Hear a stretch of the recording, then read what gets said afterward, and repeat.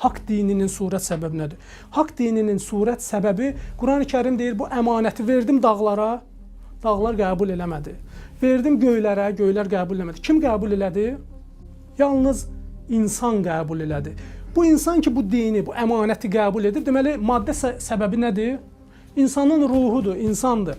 Allah Taala insanın ruhunu istəyir cilalayıb o surətə salsın. Hansı surətə? Dinin surətinə.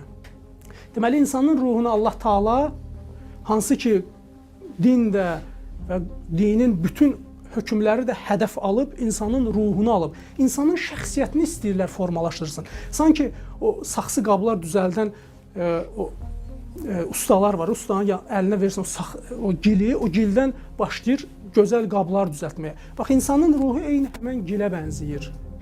Fail səbəbi bu dinin Allahdır. Dinimiz nədir? Təslimiyyət dini. Sən hökmlər qarşısında təslim olursan, etiqadi hökmlər, əxlaqi və fiqhi hökmlər, nəticədə o ustanın ki, əlvə öz ruhuvu vermisən və təslimiyyətlə bərabər olmalıdır. Sən əgər üsyan eləsən, etiqadda üsyan eləsən, etiqad artıq forması layiqincə səndə qəlibə tutmayacaqdır. Əxlaqda üsyan eləsən, hansısa mövzunu qəbul eləməsən, əməl eləməsən, o forma yenə də alınmayacaq. Əhkamda da olduğu kimi. Deməli, biz Allaha özümüzü təslim edirik, Allahın dini qarşısında təslim edirik və bizim ruhumuz o dinin həqiqi, o cəmalı və nuraniyyəti var, o formanı alır. Axirətdə ki, deyirlər, mizan qurulacaq. Axirətdə olan mizan o dinin mahiyyətidir. Əgər bizim o qəliblə, o iki qəlib bir-birini tamamlasa, insan əbədi saadətə çatacaq. Əgər hansısa bir cəhətdə uyğun olmasa, o cəhəti nə etmək lazımdır o qəlibə yerləşmək üçün? Rəndələmək lazımdır.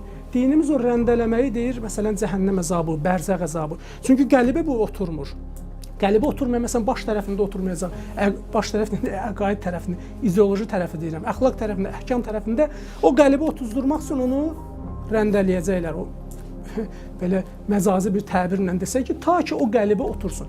Bəzi şəxslər var, ümumiyyətlə qəlibə oturmaq qabiliyyəti yoxdur. Qəlibə oturmayan, yəni zay məhsulu bunu qəlibə salmağa çalışmayacaqlar ki. O qəlibə oturmayan mahiyyətli insanların da təbii ki, Quran-ı Kərim deyir ki, onlar ümumiyyətlə yəni əbədi cəhənnəm əhlidir. Bunlar da başqa bir bəhsdir. Bu da oldu üçüncü səbəb. Üçüncü səbəb də insanın o maddi səbəbidir.